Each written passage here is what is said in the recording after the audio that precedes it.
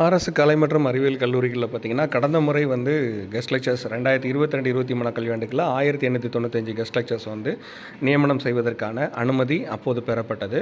அதன்படி பார்த்தீங்கன்னா, இப்போ இருக்கிற காலகட்டத்தில இந்த வருடம், அதாவது 2025, 26ஆம் கல்வியாண்டுக்கான கௌரவ விரிவுரையாளரின் மொத்த எண்ணிக்கை, அதாவது ஒரு 2000 பேர் நியமனம் செய்யப்படுவதற்கான வாய்ப்புகள் அதிகமாக இருக்கிறது. அதுக்கு பற்றின வீடியோ தான் நம்ம இதில் ஃபுல்லாக பார்க்க போகிறோம்.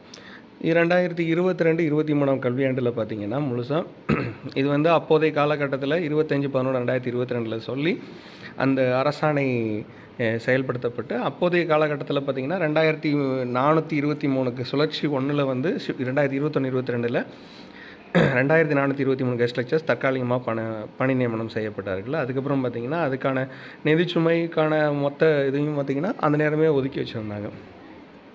இவ்வளோ ரூபாய் அதுக்கு செலவாகும் அப்படின்ட்டு.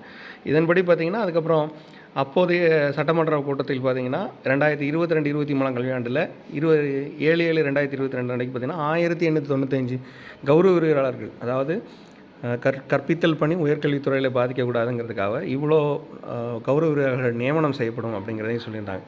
ஸோ இப்போ இருக்கிற கல்லூரிகளில் 7198 கௌரவ விரிவுரையாளர்கள் பணியிடங்களில் 5303 கௌரவ விரிவுரையாளர்கள் மட்டுமே பணிபுரிந்திருக்காங்க. 1895 பணியிடங்கள் காலியாக இருக்குது அப்படிங்கிறத ஏற்கனவே சொல்லி, மாணவர்களுக்கு பாடம் நடத்துவது சிரமமாக இருப்பதால் மாணவருக்கு தரமான கல்வியை வழங்குவதற்கு கூடுதலாக கல்லூரிகள் தோற்றுவிக்கப்பட்ட நிலையில் உடனடியாக 1895 கௌரவ விரிவுரையாளர்கள் நியமனம் செய்யப்பட வேண்டியது அவசியமாகிறது. அதுக்கான ஆசிரியர் தேர்வு வழியாலையும் உதவி பேராசிரியர் பணிகள் வந்து நடைபெற்றுருக்கு. 4000 போஸ்ட்டுக்கு வந்து பண்ணியிருக்கோம் அப்படிங்கிறதையும், அது மட்டும் இல்லாமல் அவங்க வந்து எப்படி அறிவிப்பு கொடுக்கணும், அது எந்த மாதிரியான பல்கலைக்கழக மானியக்குழு உரிய தகுதி PhD ஸ்லெட்நெட்டு இந்த தகுதிகளின்படி, அதான் 2018 UGC அறிவித்த அந்த கல்வி தகுதியின்படியும் 11 மாதம் சேலரி, அதுக்கு வந்து அதுக்கு கல்வி இணை இயக்குனர் சார்ந்த கல்லூரி 3 மண்டல 3 முதல்வர்கள் அவங்க உறுப்பினர் பட்டியலில் பணியில் மூத்த பேராசிரியர் முதல்வர். ஸோ இது மாதிரி ஒவ்வொருத்தரும் இணை பேராசிரியருக்கு நியமனம் கரெக்டாக இருக்கணும் அப்படிங்கிறதையும் சொல்லி வச்சுருந்தாங்க.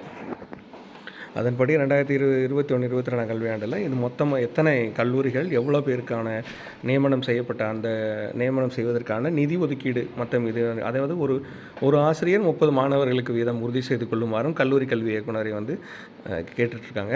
அது மாதிரி இந்த அரசாணையின்படி பார்த்திங்கன்னா 25/11/2022 அன்று கூடுதலாக நிதி ஒதுக்கப்பட்ட பேரேட்டு படி 1877 அப்படிங்கிறதுல பெறப்பட்டு ஒப்புதலும் பெறப்பட்டிருக்கிறது அப்படிங்கிறத சொல்லியிருந்தாங்க. இதன்படி பார்த்திங்கன்னா